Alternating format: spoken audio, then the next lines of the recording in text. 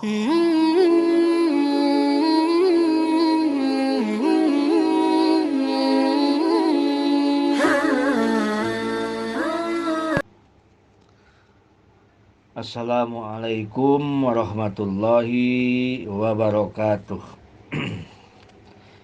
Bismillahirrahmanirrahim.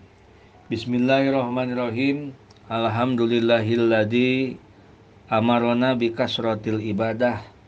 Asyhadu an la ilaha illallah wahdahu la syarikalah wa asyhadu anna sayyidana Muhammadan abduhu wa rasuluhu allazi la nabiyya ba'dah. Allahumma shalli wa sallim wa barik ala sayyidina Muhammad ibn Abdullah wa ala alihi wa sahbihi wa man tabi'ahu ila yaumil qiyamah. Amma ba'du. Qala Allah ta'ala fi imaminal Qur'anil Karim. A'udzu billahi minasy syaithanir rajim. Bismillahirrahmanirrahim. Fi jannatin na'im. Dan selanjutnya, puji syukur marilah kita panjatkan kehadirat Allah Subhanahu wa taala, yang mana alhamdulillah puji terhadap Allah, yang mana kita pada saat ini, dulu kita pernah mengkaji tafsir surat Al-Waqiah di RFM ini dari ayat sekian, ayat 4 sampai ayat 10. Sekarang kita akan menginjak ke ayat 11. Sekarang kita akan menginjak ke ayat 12. Mudah-mudahan kita semua diberikan hidayah dan taufik oleh Allah Subhanahu wa taala, sehingga kita termasuk orang-orang yang perhatian dan memperhatikan Al-Quran serta berusaha untuk mengamalkan Al-Quran. Amin ya Allah ya Rabbal Alamin. Baiklah ibu-ibu, bapak-bapak, kita buka di ayat 12. Wallahu a'lamu bimuradih. Fi jannatin na'im. Nah, kalau kita lihat di terjemahan fi jannatin na'im, ini sedang menceritakan tentang ayat-ayat ke belakang yang menceritakan tentang tentang dibagi tiga kelompok setelah terjadinya kiamah, yaitu menceritakan tentang fa ashabul maimanati ma ashabul maimanah wa ashabul mas'amati ma ashabul mas'amah wasabiqun asabiqun ulaikal muqarrabun, menceritakan tentang itu. Dan ayat itu dijelaskan lagi di dalam surat Fatir ayat 32, bahwa tiga kelompok itu yaitu pewaris Al-Quran. Summa awrasnal kitab alladzina astafaina min ibadina faminhum zalimun li nafsihi wa minhum muqtasid wa minhum sabiqum bil khairati biiznillah zalika huwa fadlul kabir. Itu di ayat ke-32 surat Fatir. Atau ada juga yang menyebutkan surat Fatir itu adalah surat Malaikah, Al-Malaikah. Surat Al-Malaikah. Kalau di surat Fatir dolimuli nafsi satu, yang keduanya muqtasid, yang ketiganya sabiqun bil khairat. Kalau di Waqiah kemarin apa yang tiga itu ibu-ibu? Kalau yang di Waqiah ashabul maimanah, ashabul mas'amah, terus as-sabiqun. Nah, kelompok itu yang di surga itu setelah terjadinya kiamat dan manusia pada dimasukkan oleh Allah ke surganya Allah Subhanahu wa taala. Sulatum minal awwalin wa qalilum minal akhirin. Sulatum minal awwalin, dan segolongan besar dari umat terdahulu, umat-umat sebelum Nabi Muhammad. wa qalilum minal akhirin, dan segolongan kecil dari umat Nabi Muhammad. Nah, tetapi jangan salah tafsir. Makanya kalau Al-Quran tuh jangan diartikan di terjemahan. Kalau diartikan di terjemahan, ada yang menimbulkan kita jadi puyeng, kelengar, sasar aja gitu. Jadi harus dari tafsir Al-Quran, jangan dari terjemah. Kalau terjemah itu kalau dibaca oleh ibu-ibu bagus, itu dibaca Al-Qurannya terus dibaca terjemahnya, tapi jangan dipaham. Ngerti ibu? Tapi jangan dipaham, oh begini, oh begini. Karena apa? Karena terjemahan itu perlu dengan pensarah atau penjelasan. Itu masih Al-Quran, Masya Allah, luar biasa kalamullah. Kita pun tidak bisa kalau kita tidak melihat dari kitab-kitab, dan kitab-kitab itu ngambil dari hadis Rasulullah Muhammad Sallallahu Alaihi Wasallam. Nah, selanjutnya, Sulatum minal awalin wa qalilum minal akhirin. Ayat ini menerangkan bahwa mereka yang paling dahulu beriman itulah yang menerima ganjaran yang lebih dahulu. Mereka adalah ahli surga yang dilimpahi nikmat-nikmat yang tidak pernah dilihat oleh mata seperti mata sekarang. Sudah tidak ada mata sekarang, sudah ganti semuanya. Alat-alat kita udah ganti, penglihatan kita udah ganti, segalanya udah ganti. Oleh karena itu, memang bahasanya sulatu minal awalin, kelompok golongan-golongan dari umat-umat terdahulu, wa sulatu minal akhirin, dan sedikit dari golongan-golongan yang akhir, yaitu yang akhir itu umat Nabi Muhammad. Tetapi karena banyaknya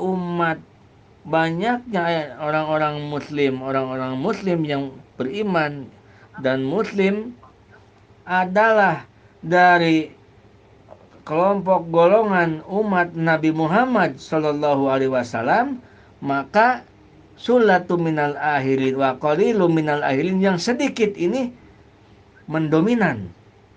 Paham nggak ibu? Baik lagi, yang sedikit ini mendominan. Memang bahasanya sulatu minal awalin, sulatu minal awalin, segolongan besar dari umatku yang terdahulu, umat-umat yang terdahulu sebelum Nabi Muhammad, sebagian besar. Wa qalilum minal akhirin, dan segolongan kecil dari umat Nabi Muhammad. Tetapi jangan diartikan umat Nabi Muhammad sedikit yang masuk ke surga.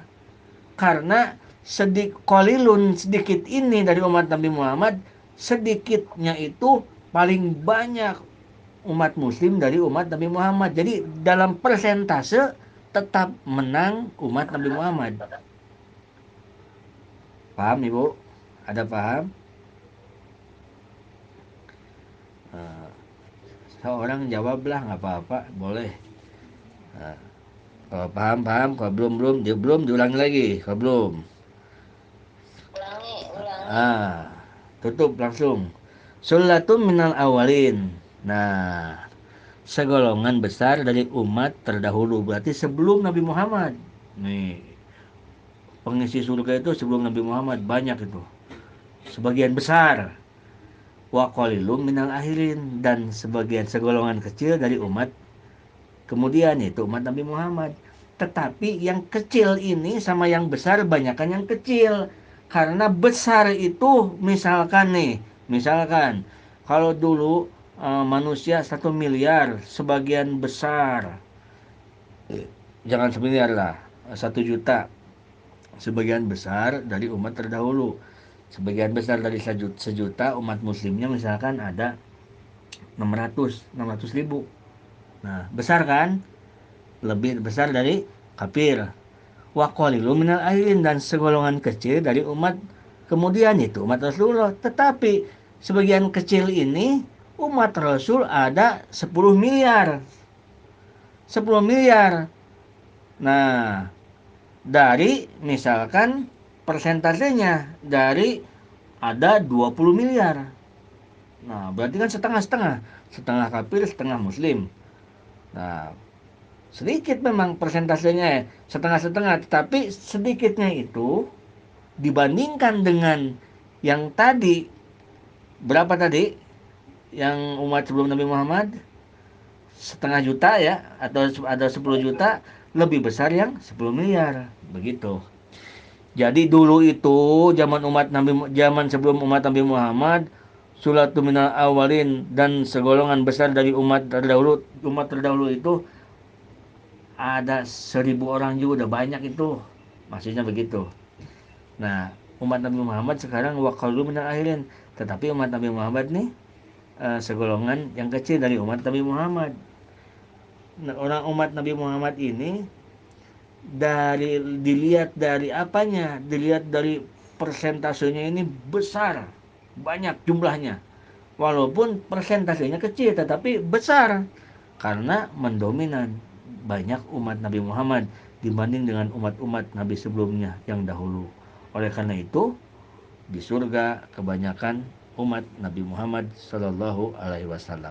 Nah, jadi ayat-ayat ini menerangkan bahwa persentase umat dahulu yang termasuk as-sabiqun al-muqarrabun lebih besar dibanding dengan persentase umat Nabi Muhammad.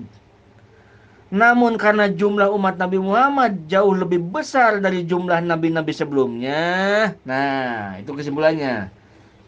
Maka jumlah umat Nabi Muhammad yang termasuk as-sabiquna al-muqarrabun jauh lebih besar dibanding dengan jumlah umat terdahulu. Begitu. Jauh dari umat yang terdahulu. Nah, itu orang-orang yang di surga. Selanjutnya, ala sururim maudunatim muttaqina 'alaiha mutaqabilin. Ini menceritakan tentang nikmat surga. Ayat ini menjelaskan bahwa mereka duduk-duduk santai, berhadap-hadapan di atas dipan. Dipan itu bukan dipan-dipan kayak kita, dipan-dipan yang bertahtakan emas permata. Mereka dalam keadaan rukun, damai, hidup berbahagia, bergaul dengan baik, tidak terdapat pada hati mereka perasaan permusuhan, kebencian yang akan memisahkan seorang dengan yang lainnya. Sudah tidak ada yang begitu. Kehidupannya tenang, santai-santai. Ala suri maudunah, muttaqiina 'alaiha mutaqabilin. Saling santai duduk-dudukan bersama-sama. Yatufu alaihim wildanun mukhalladun. Berkeliling atas mereka anak-anak muda yang tetap muda. Ia meladeni bi aqwabi wa abarika wa ka'sim mimmain, dengan membawa gelas-gelas dan ceret dan seloki dari mata air. Nah, ini menjelaskan bahwa ayat ini menjelaskan tentang mereka ahli surga dikelilingi oleh anak-anak muda yang tetap muda serta menyenangkan bila dipandang. Mereka itu bertindak selaku pelayan, melayani penghuni surga di waktu makan, di waktu minum. Makan tinggal makan, minum tinggal minum. Masya Allah. Nah, jadi anak-anak muda tersebut melayani penghuni surga dengan membawa gelas, membawa ceret, piala, dan minuman khamar yang diambil dari air yang mengalir dari mata air. Mimma immain. Nah, di situ nanti di akhirat di surga meminum minuman khamar, minum arak di surga. Tapi la yusaddauna anha wa la yunjipun. Mereka tidak merasa pening, pusing, dan mereka tidak mabuk. Arak itu di surga nanti tidak mabuk, tidak memabukkan arak di surga. Ini adalah untuk kenikmatan yang ada di surga. Lalu siapa yang akan mengisi surga tersebut? Itu nikmatnya. Lalu yang mau mengisinya siapa? Nah, ada ulama mengatakan di sini, wa bi anna marji'al muslimin li janani wa bi anna marji'al kafirin li jahannamu. Tempat pulang orang muslim ke surganya, tempat pulang orang kafir ke nerakanya. Tempat pulang orang muslim ke surganya, tempat pulang orang kafir ke nerakanya. Kenapa dikatakan begitu? Innal jinan daru khuludin lil muslimin wa huwa man mata alal islam wa in taqaddama minhu kufrun. Karena surga adalah tempat langgengnya seorang muslim, walaupun mereka siapa muslim itu? Man mata alal Islam, orang yang mati dalam keadaan Islam, bersahadat. Wa in taqaddama minhu kufrun, walaupun seumur hidupnya dia seorang kafir, seorang non muslim, tetapi setelah dia mendekati meninggalnya dia masuk muslim dan iman Islam, masuk memeluk agama Islam. Nah, dia tempat langgengnya, tempat yang sangat langgeng kenikmatannya adalah di surga. Tempat terakhirnya di surga. Wa dakhala fil muslim al usatu pamarji'uhum wa daruhuludihim al jananu. Fala yuhaliduna finnari indahuluha. Termasuk dari orang muslim adalah orang-orang yang dosa, orang-orang pelaku maksiat, pelaku zina, pelaku pembunuhan, pelaku segala macam, semua yang berdosa, tetap tempat terakhir dia adalah di surganya Allah Subhanahu wa taala. Kalau dia mati dalam keadaan muslim. Syaratnya man mata alal Islam, matinya dalam keadaan muslim. Siapa yang disebutkan kafir? Al kafiru man mata alal kufr wa in asa tula umrihi alal iman. Walaupun dia semasa hidupnya dia mempunyai iman, dari umur kecil sampai dewasa sampai tua dia mempunyai iman, tetapi begitu dia mau meninggal dunia, dia mau mati, dia kufur, lalu dia keluar dari Islam, maka disebut itu adalah kafir. Maka tempat langgeng tinggal dia adalah di neraka. Dia tidak naik-naik ke surga, tetap di neraka. Masya Allah. Bapak-bapak, ibu-ibu jamaah LFM rahimakumullah. Ada satu riwayat, kalau kita melihat tentang kenikmatan di surga seperti apa, ada satu riwayat yang diriwayatkan oleh Abu Hurairah tentang orang yang terakhir dari orang-orang yang diangkat, dikeluarkan dari api neraka. Dan dia termasuk orang yang terakhir masuk ke surga. Kelompok orang yang terakhir masuk ke surga. Ceritanya dalam riwayat, dalam kisah itu dikisahkan oleh Rasulullah. 70.000 tahun dia digodok di neraka. 70.000 tahun itu umur neraka, umur akhirat, bukan umur dunia.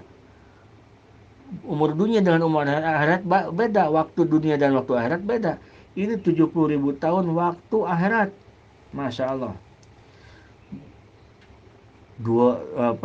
Digodok di neraka. Digodok. Setelah digodok itu di neraka, dia setelah hangus, setelah gosong, udah gosong nih, dibaguskan lagi oleh Allah, digodok lagi. Habis digodok hancur hangus, dibarukan lagi oleh Allah bentuknya, digodok lagi terus sampai 70.000 tahun. Setelah hangus badannya, lalu setelah habis dosanya, diangkatlah si hamba itu oleh Allah Subhanahu wa taala. Diangkat oleh Allah Subhanahu wa taala. Lalu si hamba itu ditempatkan di satu tempat.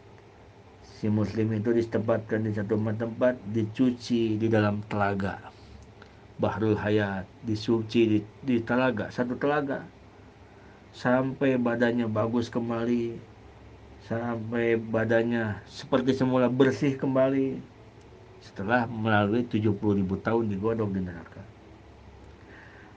lalu ia dibiarkan di luar surga, tetapi madep ke surga, melihat ke surga, cuman jauh posisinya dari pintu surga, dari surga itu jauh, cuman dia menghadap ke surga, melihat surga, oleh dia kelihatan surga,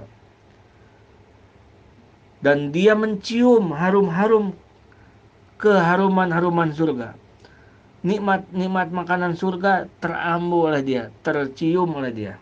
Nah, lalu ia manggil-manggil Allah. Ya Allah, ya Allah, ya Allah, katanya. Masya Allah. Ini apakah kita bukan ya? Masya Allah. Ini paling rendah nih. Ini paling rendah, paling terakhir. Paling terakhir nih. Paling terakhir orang yang masuk ke surga, dan surganya pun kelas paling bawah, kelas ekonomi mungkin ya, Pak Sugiono. Bukan kelas eksekutif. Lalu dia panggil-panggil Allah, ya Allah, ya Allah. Lalu Allah katakan, wahai hambaku, ada apa engkau panggil-panggil, kata Allah. Kenapa, ada apa engkau panggil-panggil aku? Ada apa hambaku? Lalu hamba itu menjawab, ya Allah, engkau telah keluarkan aku dari neraka, tapi jangan jadikan aku orang yang paling sial, ya Allah. Saya minta, ya Allah, demi Allah, saya minta ya Allah, saya ingin diberi sesuatu, tetapi setelah itu saya tidak akan ada keinginan lagi. Tetapi demi Allah, demi Engkau ya Allah, berikan kami izin, dan kami meminta satu hal aja. Lalu kata Allah Subhanahu wa taala, apa yang kau pinta dariku, wahai hambaku? Nah, kata hamba itu, ya Allah, aku mencium harumnya surga, aku mendengar nikmat kenikmatan surga. Ya Allah, tolong dong dekatkan saya ke pintu surga. Saya hanya ingin didekatkan aja. Nggak apa-apa, saya nggak masuk juga, asal deket aja. Begitu. Kata Allah Subhanahu wa taala, bener nih kamu ingin deket doang ke pintu surga. Iya ya Allah, janji ya. Iya ya Allah. Nah, ceritanya orang tersebut dipindahkanlah ke depan pintu surga. Lalu Allah pindahkan orang itu, didekatkan ke pintu surga. Semua berdatangan ke pintu surga, dekat ke pintu surga. Setelah dekat ke pintu surga, hingga ia dekat dari pintu surga itu semakin harum-haruman minyak-minyak di surga ini semakin terasa dan semakin menyenangkan untuk dirinya. Bidadari-bidadari surga kelihatan, hingga ia melihat bidadari surga, yang ia melihat kenikmatan intan emas berlian yang bergelimangan di dalam surga, kelihatan oleh dia. Udah lama diam, teriak-teriak lagi orang ini, manggil-manggil lagi Allah. Ya Allah, ya Allah, ya Allah. Masya Allah. Kata Allah, hei hambaku, ada apa lagi? Kata Allah, begitu. Kata hamba tersebut, katakan ya Allah, jangan jadikan aku orang yang paling sial ya Allah. Tinggal sedikit lagi, selangkah lagi. Ini kan pintu surga, masukkan aja lah langsung. Oh, kata Allah, bagaimana kamu tadi katanya udah janji nggak bakalan kami minta dimasukkan ke surga, udah cukup depan pintu.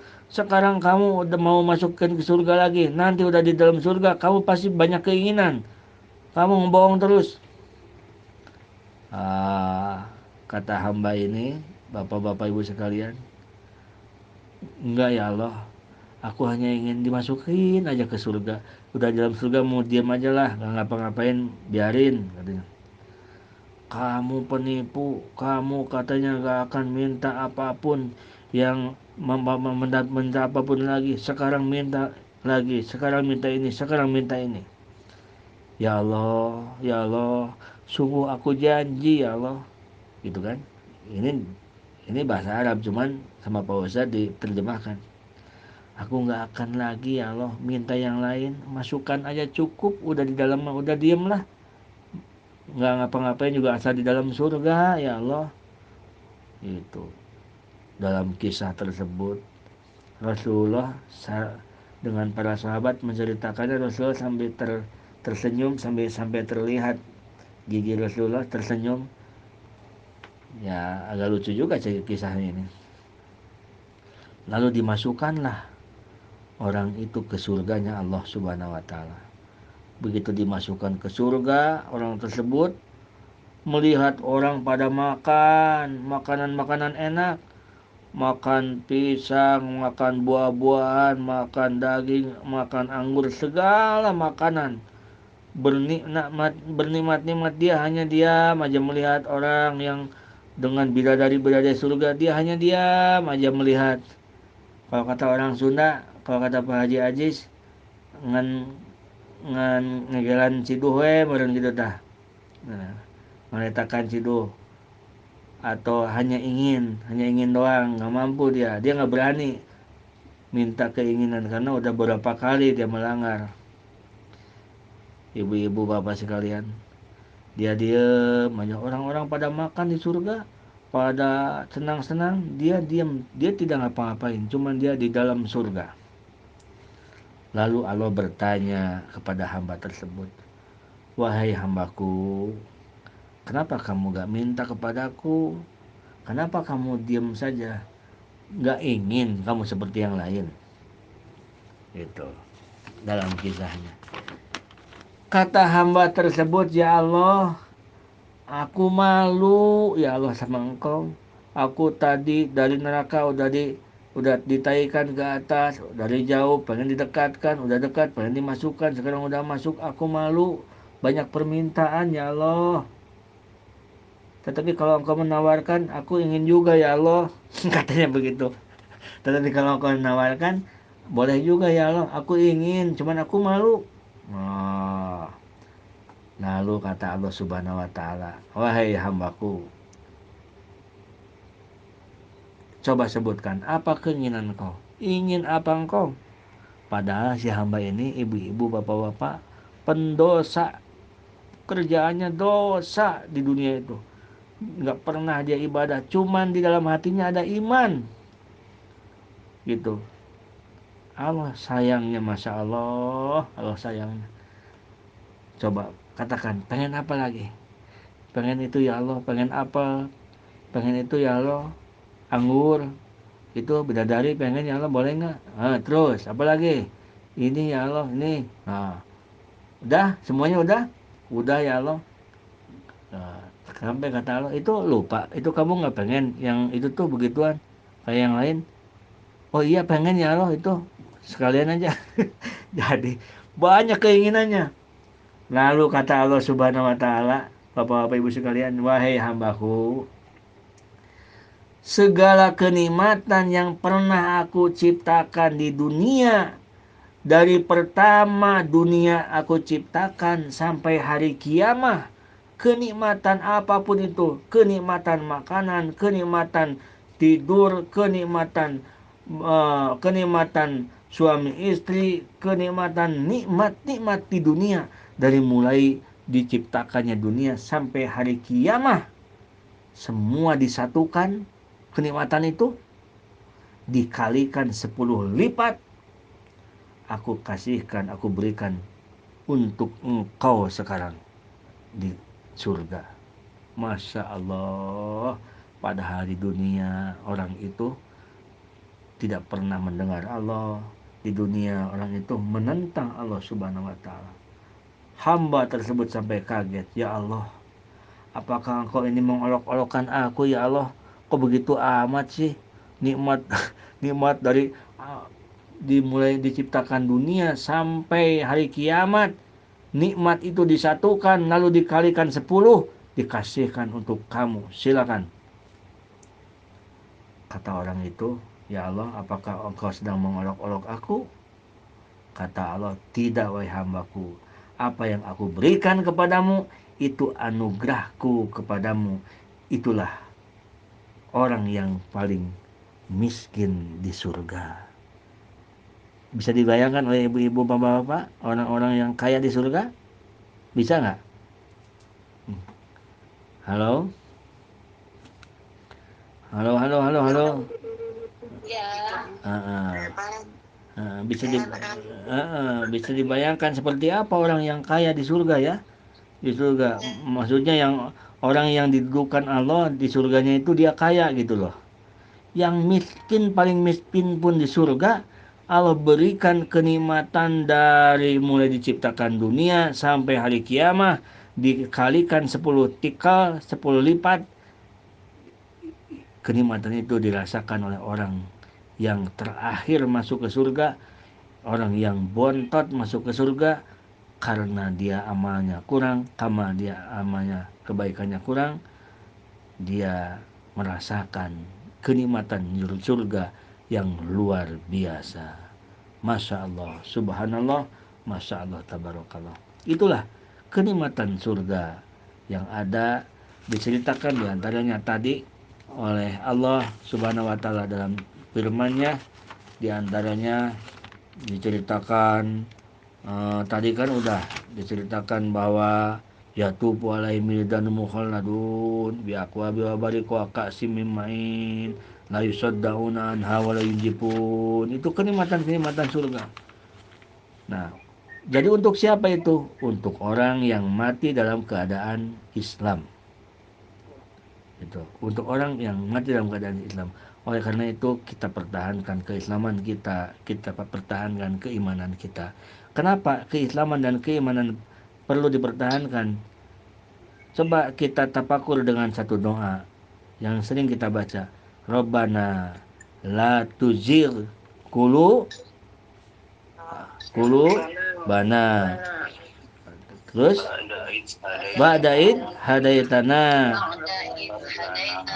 Terus wahablana min ladung karamah. Dah. Nah, doa itu menandakan bahwa keimanan kita itu masih di ambang-ambang pintu bahaya. Satu saat Masya Allah bisa copot keimanan kita. Kita senang tahajud, ini belum tentu kita sampai kapan, belum tentu kita sampai ini. Oleh karena itu, Rabbana la tuzigh qulubana, ya Allah, janganlah Engkau cabut dari hati kami. Ba'daid hadaitana, setelah Engkau berikan hidayah kepada kami. Sekian lama kami hidup di dunia diberikan hidayah, sekian lama kami hidup bisa diberikan hidayah, bisa berjamaah ke masjid, bisa bangun malam, bisa tahajud, siangnya puasa. Hidayah Engkau selamanya-lamanya, lama banget. Tetapi pas mau meninggal dicabut keimanan kita, keislaman kita oleh Allah Subhanahu wa taala. Naudzubillahi min dzalik. Nah, doa itu jangan pernah ditinggalkan. Rabbana la tuzigh qulubana. Ya Allah, ya Rabb, jangan Kau cabut dari hati kami ba'da hadaitana. Jangan Kau cabut hidayah Engkau kepada kami. Jangan Kau cabut taufik Engkau kepada kami. Jangan Kau cabut cahaya Engkau kepada kami. Setelah Engkau berikan hidayah kepada kami, jangan Kau cabut lagi hidayah itu. Nah, itulah doa tersebut jangan pernah kita tinggalkan. Karena rawan keimanan dan keislaman kita, rawan. Satu saat mending kalau kita mati tetap berakhir dengan keadaan muslim. Tetapi kalau naudzubillah min dalik, kalau kita menaudzubillah, kalau ada orang yang selama hidupnya dia getol ibadah, selama hidupnya dia rajin sembahyang, rajin wirid, rajin tahajud, tetapi pas meninggalnya keadaan kufur. Apakah ada yang begitu? Jangankan ibu-ibu, bapak-bapak, orang biasa, ulama pun. Imam Barsiso, seorang ulama, matinya dalam keadaan kufur. Dia langgeng di neraka. Padahal ulama sampai 6.000 santrinya, sampai melayang-layang dengan arti kata saking tinggi ilmunya, dia sampai banyak karomah-karomahnya. Tetapi hanya dengan bisikan setan, hanya dengan bisikan setan, hanya dengan rayuan setan, hanya dengan godaan setan, sehingga disuruh jinah tidak dilakukan, disuruh membunuh tidak dilakukan, tetapi dibisikin, disuruh minum khamr, disuruh minum arak, dia lakukan. Akhirnya yang ngejinah, yang ngebunuh, sehingga dia dalam keadaan kufur. Setelah dihukum, mau dihukum, datang setan, datang iblis, wahai Barsito, dulu kamu celaka oleh saya, sehingga kamu tergoda, sehingga kamu melakukan zina dan membunuh yang wanita yang kamu bunuh. Sekarang apakah engkau mau aku selamatkan? Dan Barsito pun menganggukkan kepala, mengatakan iya, dia mau. Maka langsung dari situ mati. Begitu matinya dalam keadaan kufur, padahal itu seorang ulama. Naudzubillahi min dzalik. Oleh karena itu perbanyak terus berdoa. Rabbana la tuzigh qulubana ba'da idh hadaitana. Rabbana la tuzigh qulubana ba'da idh hadaitana. Tetapi pakai perasaan doanya, pakai perasaan. Itulah diantaranya firman Allah Subhanahu wa taala di surat Al-Waqiah ayat ke-12 sampai ke-19. Hadanallahu wa iyyakum ajmain.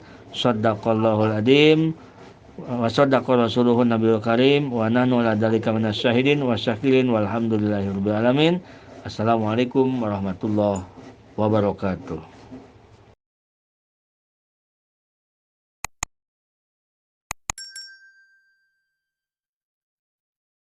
Hmm.